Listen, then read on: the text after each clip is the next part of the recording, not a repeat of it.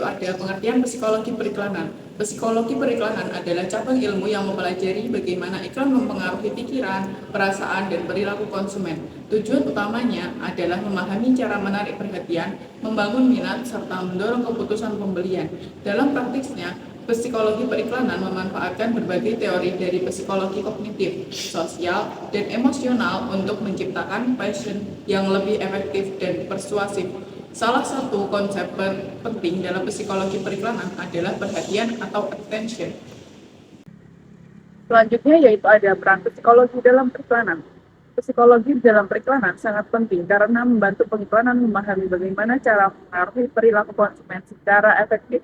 Dengan memanfaatkan prinsip-prinsip psikologi, iklan tidak hanya sekedar menyampaikan informasi, tetapi juga mampu membentuk persepsi, sikap, dan keputusan pembelian.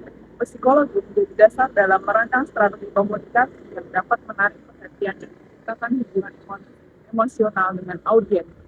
Salah satu peran utama psikologi dalam periklanan adalah memahami kebutuhan dan motivasi konsumen. Psikologi periklanan juga memiliki beberapa peran. Yang pertama yaitu ada menciptakan daya tarik visual dan verbal yang efektif. Pemilihan warna, gambar, musik, dan serta kata-kata dalam iklan dirancang untuk memengaruhi emosi dan perhatian audiens. Selanjutnya ada peran psikologi yang lainnya adalah membentuk persepsi nilai. Konsumen tidak selalu menilai produk hanya berdasarkan harga semata tetapi juga berdasarkan persepsi yang dibentuk melalui iklan dengan teknik tertentu. Produk dapat terlihat lebih bernilai, eksklusif, atau berkualitas tinggi, meskipun secara objektif tidak jauh berbeda dari pesaingnya.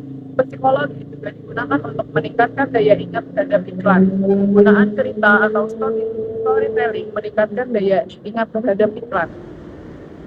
Dalam konteks sosial, psikologi berperan dalam memanfaatkan pengaruh kelompok. Iklan sering menunjukkan bahwa suatu produk digunakan oleh banyak orang atau tokoh tertentu untuk menciptakan rasa percaya dan keinginan ikut serta untuk membelinya. Hal ini membuat konsumen merasa lebih yakin dalam memiliki produk yang dianggap populer atau direkomendasikan. Psikologi juga membantu dalam menciptakan rasa urgensi dan dorongan untuk bertindak. Selanjutnya yaitu jenis-jenis periklanan. Jenis-jenis periklanan ada 5. Yang pertama, psikologi kognitif. Psikologi kognitif dalam periklanan berfokus pada bagaimana konsumen berpikir, memahami, dan mengingat informasi yang mereka terima dari iklan. Ketika seseorang melihat iklan, otaknya akan memproses pesan tersebut, mulai dari memperhatikan, menafsirkan, hingga menyampaikan dalam ingatannya. Oleh karena itu, iklan biasanya dibuat secara sederhana, jelas, dan mudah dipahami. Misalnya, dengan slogan singkat atau visual yang menarik. Tujuannya agar pesan iklan mudah dipahami dan tetap melekat di pikiran konsumen, sehingga saat mereka membutuhkan produk, yang pertama diingat adalah merek tersebut. Yang kedua, yaitu psikologi perilaku. Psikologi perilaku melihat bagaimana konsumen memproses stimulus yang diberikan, seperti diskon, promo, atau iklan tertentu. Dalam konsep ini, perilaku konsumen dapat dibentuk melalui kebiasaan dan pengulangan. Contohnya, ketika konsumen sering melihat promo, seperti beli 1 gratis 1, mereka akan terbiasa dan lebih tertarik untuk membeli. Jadi, iklan tidak hanya memberikan informasi, tetapi juga menciptakan pada perilaku tertentu melalui stimulus yang terus diulang. Yang ketiga, yaitu psikologi sosial.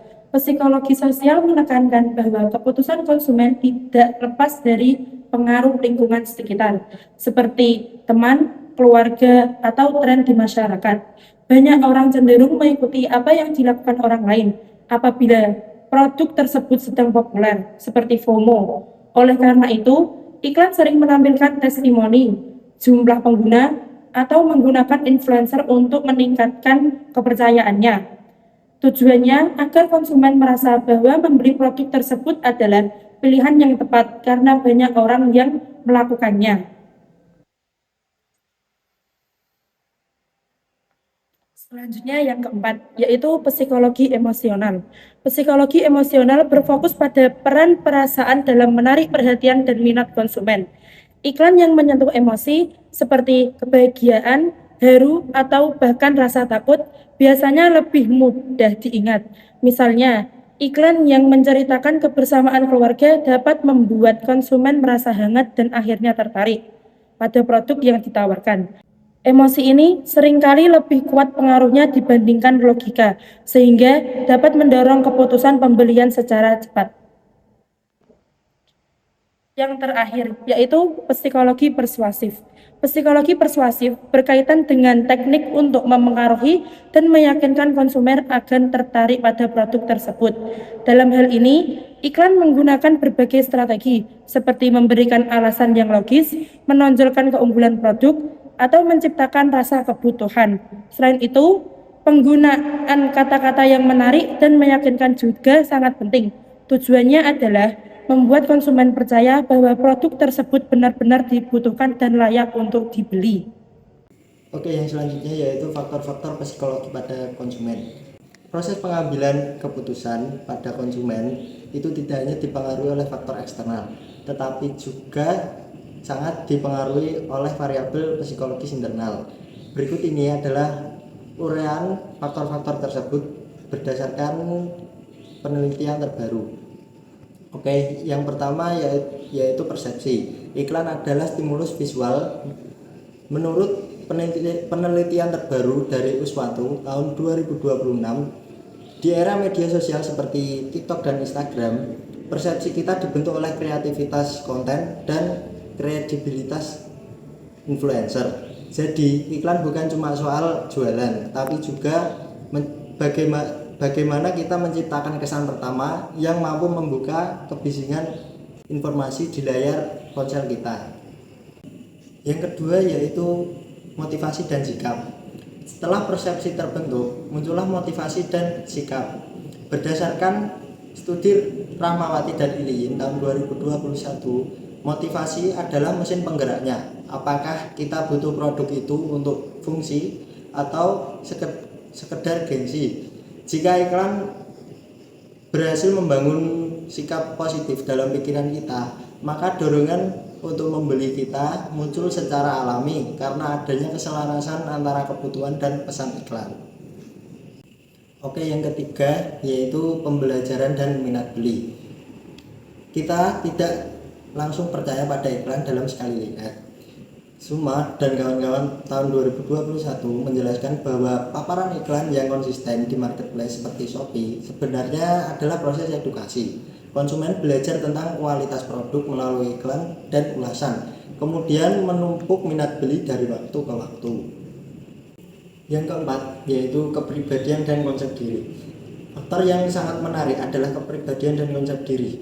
Penelitian Sambus dan kawan-kawan tahun 2026 pada brand seperti MS Glow menunjukkan bahwa kita cenderung membeli produk yang mencerminkan siapa kita. Iklan yang sukses adalah iklan yang mampu membuat konsumen merasa, wah produk ini saya banget.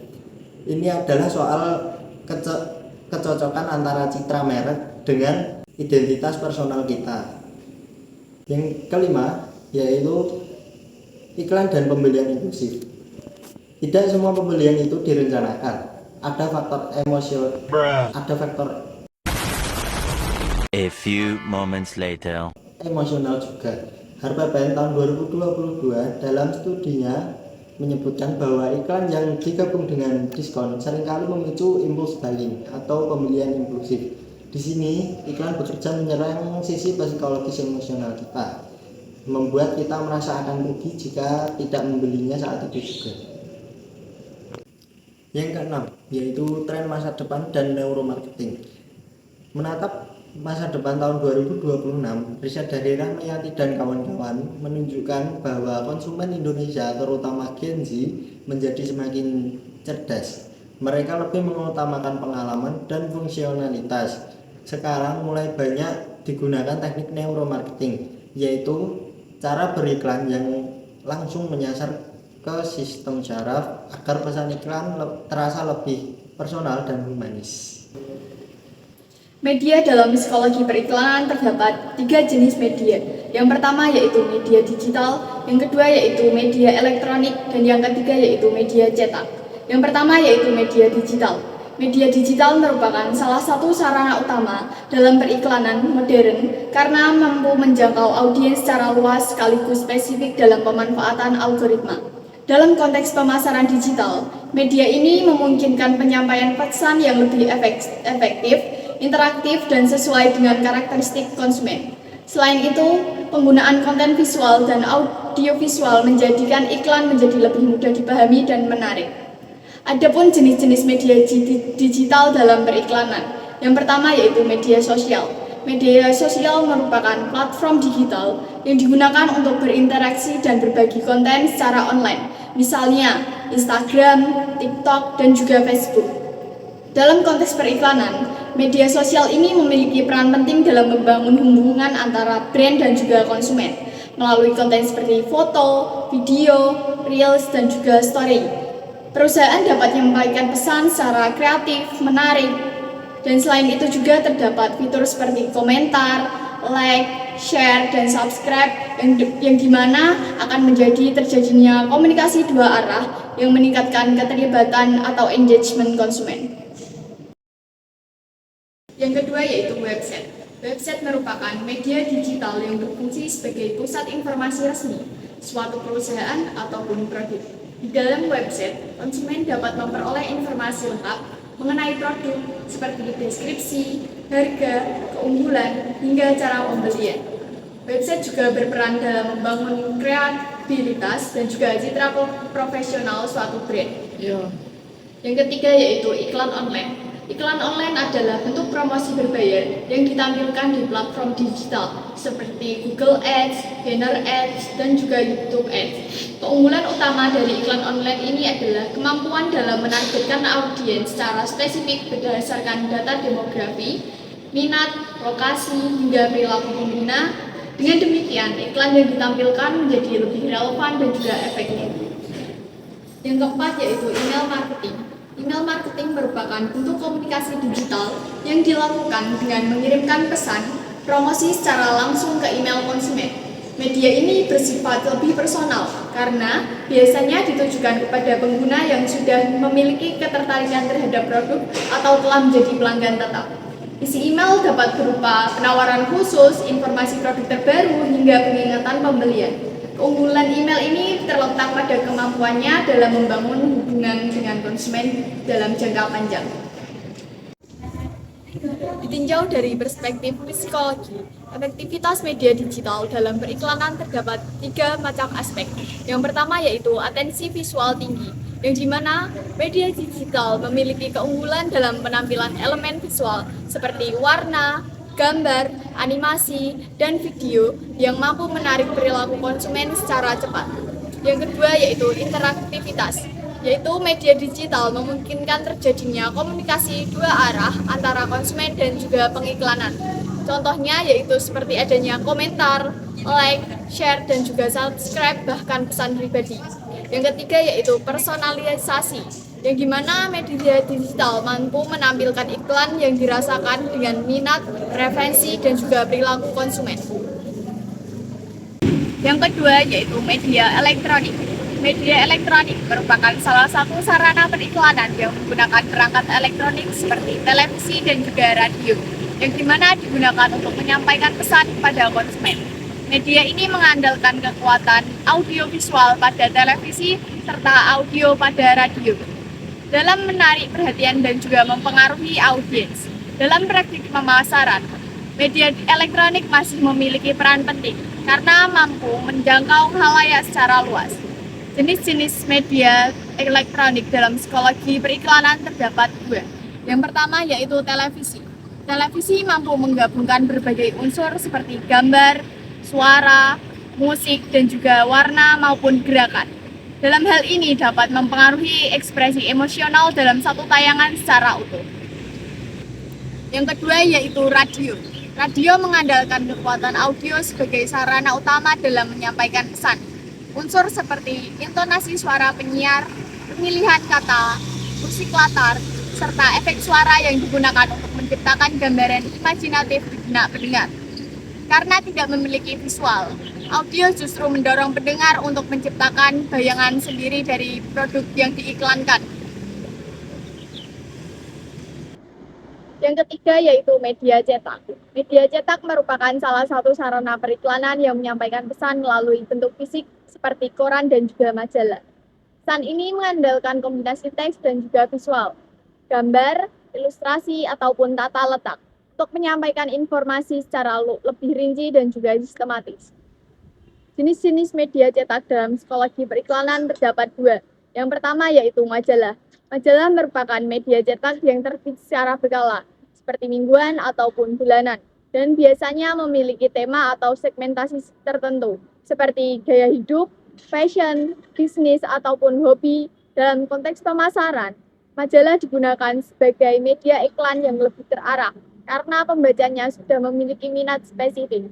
Yang kedua yaitu koran ataupun surat kabar. Koran merupakan media cetak yang biasanya terbit setiap hari dan berisi informasi seperti berita, ekonomi, politik, ataupun iklan tertentu. Dalam dunia pemasaran, koran sering digunakan untuk menyampaikan informasi yang bersifat cepat seperti promosi, harian, diskon, ataupun pengumuman tertentu. Ditinjau dalam perspektif psikologi, efektivitas media cetak terdapat 3 macam. Yang pertama yaitu pemrosesan kognitif lebih dalam. Media cetak memungkinkan konsumen membaca informasi secara lebih perlahan, fokus, dan juga berulang. Berbeda dengan media digital yang cenderung cepat dan sekilas, membaca koran atau majalah mendorong proses berpikir yang lebih analitis. Yang kedua yaitu kepercayaan. Iklan yang muncul dalam media cetak umumnya dianggap lebih dapat dipercaya karena berada dalam platform yang memiliki reputasi dan melalui proses editorial. Secara psikologis, konsumen cenderung mengaitkan kredibilitas media dengan isi iklan yang ditampilkan. Yang ketiga yaitu daya tahan informasi lebih lama. Media cetak memiliki bentuk fisik yang dapat disimpan dan dibaca kembali kapan saja. Hal ini memungkinkan konsumen untuk terpapar informasi secara berulang tanpa harus mencari ulang seperti pada media digital. Dengan demikian, berbagai jenis media periklanan seperti media digital, elektronik, dan juga cetak memiliki karakteristik serta keunggulan masing-masing dalam menyampaikan pesan kepada konsumen. Setiap media tidak hanya berfungsi sebagai sarana komunikasi, tetapi juga memiliki kemampuan untuk mempengaruhi perhatian, emosi dengan cara berpikir konsumen. Selanjutnya yaitu teknik psikologi dalam periklanan. Terdapat 7 macam teknik. Yang pertama yaitu penggunaan warna dan juga desain visual.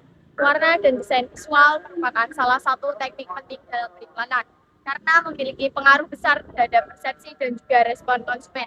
Dalam kajian psikologi, warna tidak hanya sebagai elemen estetika, tapi juga mampu menyampaikan makna dan juga membangkitkan emosi secara tertentu dan juga secara tidak sadar. Setiap warna memiliki makna psikologis yang berbeda. Selain warna, desain visual seperti tata letak, tipografi, dan juga gambar dapat berperan penting dalam teknik psikologi dalam periklanan. Yang kedua yaitu daya tarik emosional. Daya tarik emosional merupakan teknik yang digunakan untuk membangkitkan perasaan konsumen seperti kebahagiaan, rasa haru, takut, dan juga rasa bangga. Dalam psikologi, emosi memiliki peran penting karena seringkali mempengaruhi keputusan pembelian oleh perasaan, bukan hanya pertimbangan rasional. Iklan juga mampu menyentuh emosi, yang dimana iklan cenderung lebih mudah diingat dan menciptakan hubungan yang lebih dekat di antara konsumen dan juga produk. Yang ketiga yaitu repetisi atau pengulangan pesan. Repetisi adalah teknik pengulangan pesan iklan secara terus-menerus agar tertanam dalam ingatan konsumen. Pengulangan ini dapat dilakukan melalui berbagai media dalam jangka waktu tertentu. Yang keempat yaitu penggunaan tokoh terkenal atau influencer. Teknik ini menggunakan tokoh terkenal seperti selebriti atau influencer untuk mempromosikan produk. Kehadiran figur yang dikenal luas dapat menarik perhatian konsumen dan juga membangun kepercayaan konsumen. Yang kelima yaitu storytelling atau teknik bercerita. Storytelling adalah teknik penyampaian pesan melalui cerita yang menarik dan memiliki alur yang sangat jelas. Iklan yang dikemas dalam bentuk cerita lebih mudah dipahami dan mampu membangun keterlibatan emosi. Yang keenam yaitu social proof. Social proof merupakan teknik yang menunjukkan bahwa suatu produk yang digunakan atau disukai oleh banyak orang, misalnya melalui testimoni, ulasan, dan juga jumlah pengguna. Yang ketujuh yaitu scarcity atau urgensi. Teknik ini menekankan bahwa suatu produk memiliki jumlah terbatas atau hanya tersedia dalam waktu tertentu. Penggunaan kata-kata seperti stok terbatas ataupun promo hanya hari ini dapat menciptakan dorongan psikologis bagi konsumen dan juga segera mengambil keputusan. 2,000 years later. labanan al yaw rey. Kicau, kicau, kicau mania.